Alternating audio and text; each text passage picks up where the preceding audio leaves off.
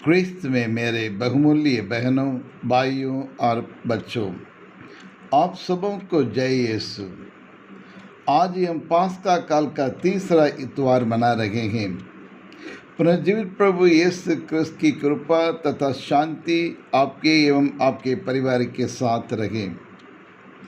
आज हर एक धर्म के लोग और अपनी अपनी धर्म ग्रंथ ज़रूर पढ़ते हैं और उसके ऊपर मेडिटेशन भी करते हैं, पवित्र वचन को, और वो लोग सीखते हैं और कई बार लाखों बार और लिखते हैं और उनका नाम जपते हैं। क्या इतना करना काफ़ी है? क्या इससे ईश्वर संतुष्ट हो जाते हैं? क्या इससे अनुभव मिल जाता है? बिल्कुल नहीं। आज के हर एक धर्म के भक्तगण पवित्र वचन का ज्ञान प्राप्त कर चुके हैं, यानी शब्द ज्ञान, लेकिन कोई महिमा का ज्ञान और इस अनुभव प्राप्त नहीं करते हैं। ये सबसे बड़ी इम्पोर्टेंट बात है। हमारे आध्यात्मिक जीवन एवं दुनिया में हमारे शांतिपूर्ण एवं सुख की जीवन जीने के लिए ईश्वर का अनुभव होना बहुत ज़रूरी है। कहा जाता है कि जब दो अजनबी एक दूसरे से मिलते तो उनके बीच में दोस्ती उत्पन्न हो जाती है। जब दो दिलों का मिलन होता है तो वहाँ प्यार हो जाता है। जब दो मेघ एक दूसरे से मिलते हैं तो बिजली चमकने लगती है, और उसी प्रकार जब दो हृदय मिल जाते हैं तो वहाँ और प्यार की शक्ति और उत्पन्न हो जाती है। जी हाँ, कृष्ण में प्यारे भाइयों और बहनों, ठीक उसी प्रकार जब ईश्वर और मनुष्य का मिलन हो जाते हैं तो वहाँ दैवीय शक्ति प्रकट हो जाती है। प्रभु से जब हम पुनर्जीवित प्रभु यीशु से मिलते हैं तब पुनर्जीवित यानी शक्ति जीने की और शक्ति उत्पन्न हो जाती है। जी हाँ प्रिय विश्वासियों, आज हम पुनर्जीवित प्रभु यीशु का तीसरा इतवार मना रहे हैं।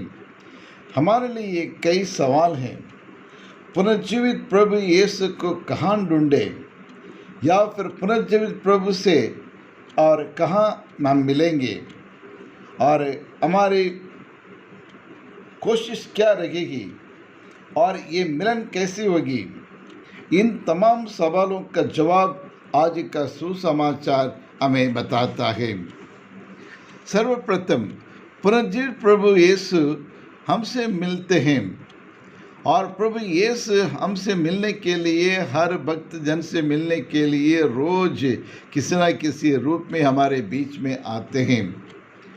भले हम पुनर्जीवित प्रभु से मिलने की कोशिश करें या ना करें, लेकिन ईश्वर अपनी प्रजा से मिलने के लिए सबसे पहला कदम उठाते हैं, क्योंकि हम उनके प्यार करने से पहले वह हमें आदि में ही प्यार किया है और हमें सृष्टि किया है। हम इस संसार में जन्म लेने से पहले वह हमें अच्छी तरह से जानते हैं। इसलिए ये बाइबल कहती है, यिर्मयाह की किताब 1 पद संख्या 5 ये कहता है, माता के गर्भ में तुमको रचने से पहले ही मैंने तुमको जान लिया है। यानी माँ के गर्भ में तुमको रचने से पहले ही मैंने तुमको जान लिया है, यानी मैंने तुमको चुन लिया है।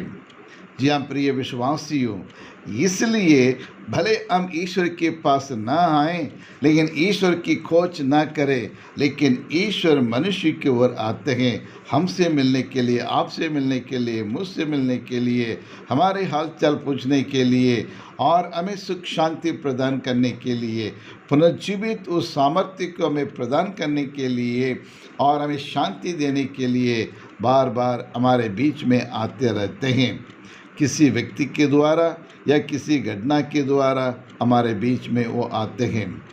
आज के सुसमाचार का पहला भाग में पुनर्जीवित प्रभु यीशु तिबरियस के समुद्र के पास अपने शिष्यों को ढूंढते हुए उनके पास आया करके बताता है, आज हमसे भी मिलने के लिए, और आज आपसे और मुझसे मिलने के लिए आते हैं अनेक घटनाओं के द्वारा, अनेक लोगों के द्वारा, लेकिन हमारी आंखें उन्हें पहचानने में असमर्थ हैं।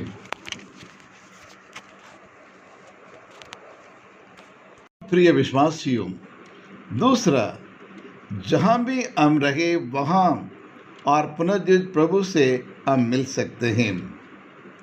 पुनर्जीवित प्रभु यीशु को पाने के लिए या उसका अनुभव करने के लिए और जंगल में जाकर तपस्या करने की ज़रूरत नहीं। पहाड़ों पर्वतों की ऊंचाई पर जाकर वहाँ सालों तक वहाँ तपस्या करने की ज़रूरत नहीं, वहाँ उन्हें ढूंढने की आवश्यकता नहीं। लेकिन जहाँ कहीं भी हम रहे वहाँ उनके अनुभव करना चाहिए, चाहे हमारे दफ्तर क्यों ना हो, या स्कूल में कार्यरत क्यों ना हो, या दुकान चलाते हो ये क्यों ना हो, या परिवार या मंदिर, घर हो या खेत, हर जगह पे और ईश्वर मौजूद हैं और ईश्वर हमसे मिलने के लिए हर जगह में वो उपस्थित रहते हैं।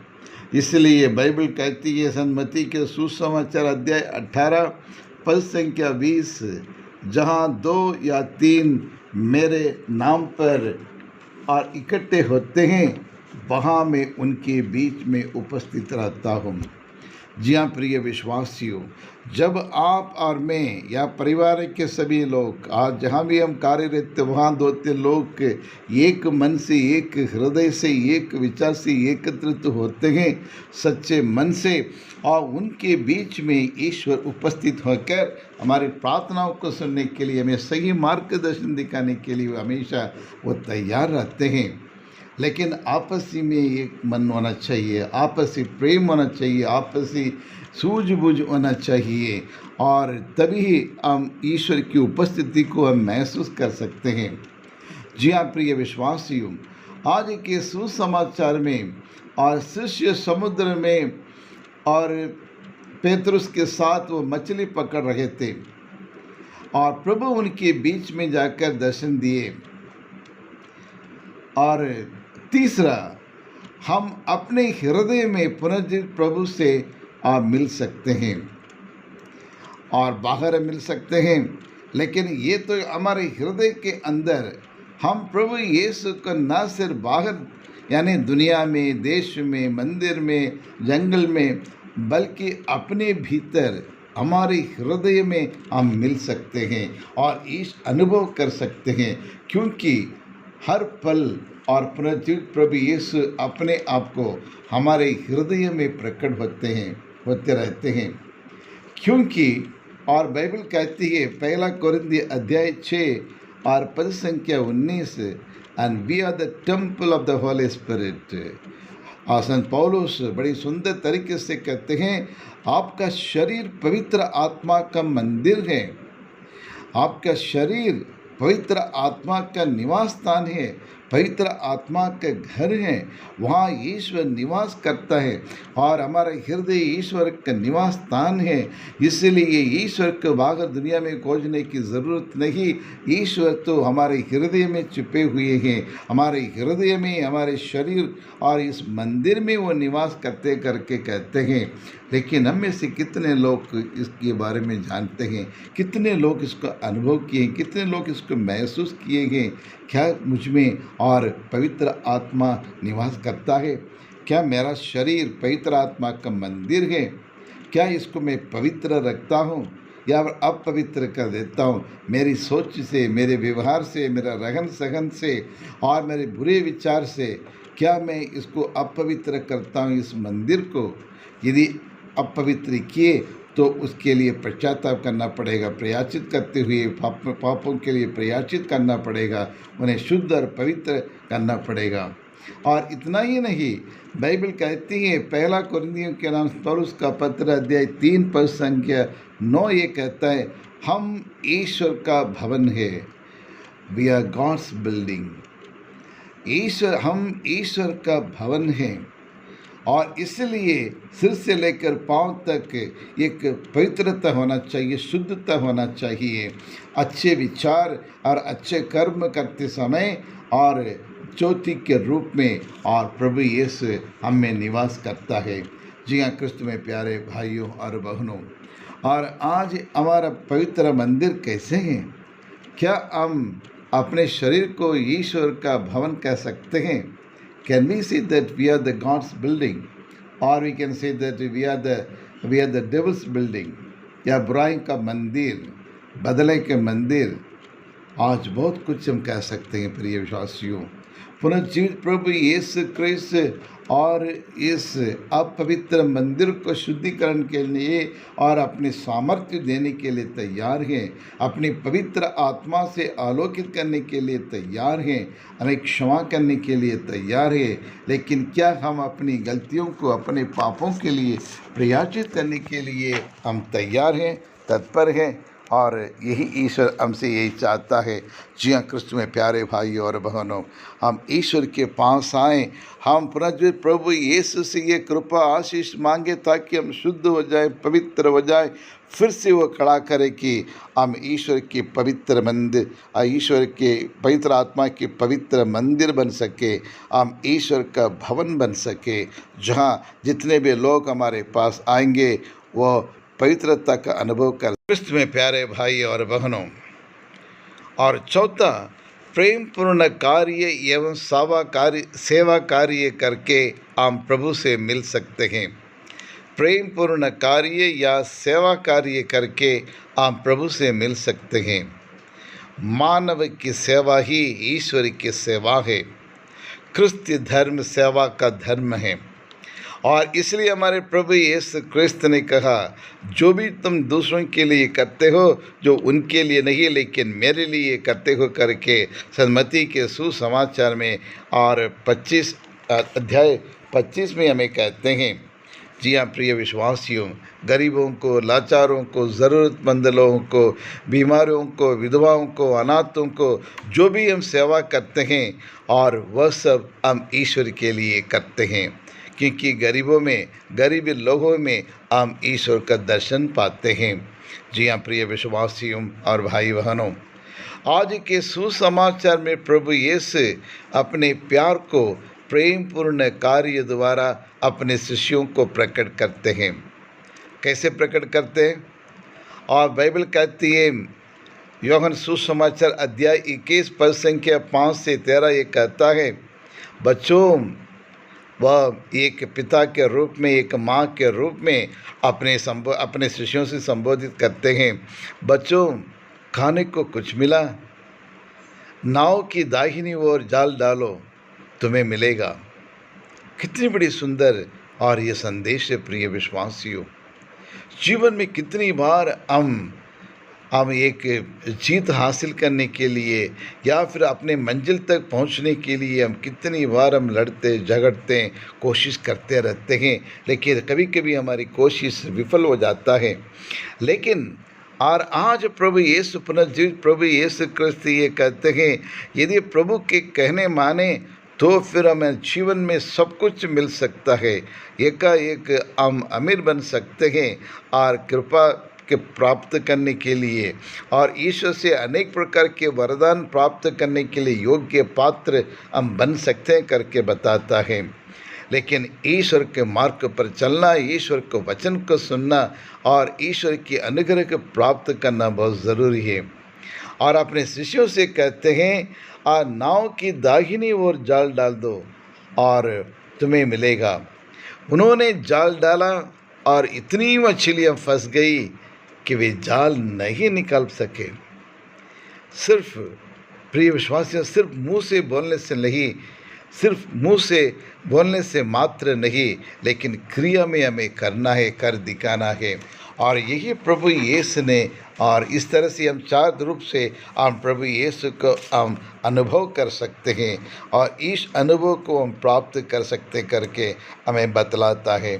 जी हाँ क्रिस्त में प्यारे भाइयों और बहनों, हमेशा हम गरीबों को, लाचारों को, ज़रूरतमंद लोगों को, बीमारियों को और अनाथों को, कोढ़ों को हमें सेवा करनी चाहिए, जिनके लिए मदद करने के लिए कोई नहीं है।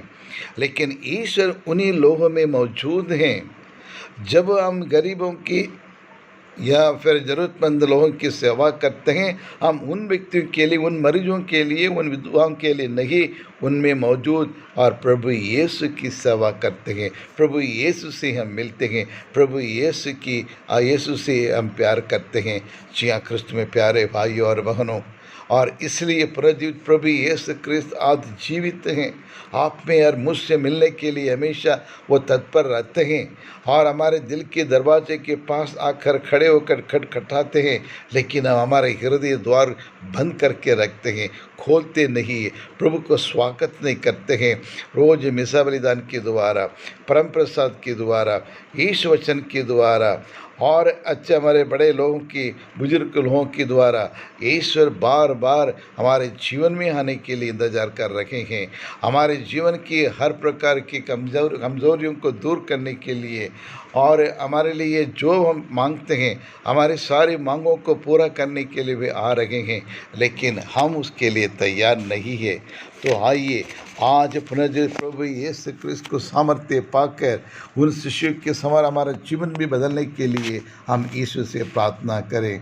हे सर्वशक्तिमान शाश्वत परमेश्वर, जिस प्रकार और आपको अपने शिष्य लोग को पहचाने, उन्हें अनुभव किए हैं और वहाँ जाकर दुनिया के कोने कोने में जाकर प्रचार किए, उसी प्रकार हमें भी वह आशीष दे, सामर्थ्य दे, बल दे, शक्ति दे, ताकि हम आपकी गवाही बन सकें और जो हमने देखा है, जो हमने अनुभव किया है, उसी को हम दूसरे लोगों के साथ हम बांट सकते हैं, ताकि वे एक अच्छी क्रिस्तीय जीवन बिता सकें, आपके लिए उचित गवाही बन सकते हैं। We can become the great witness to you Lord Jesus Christ.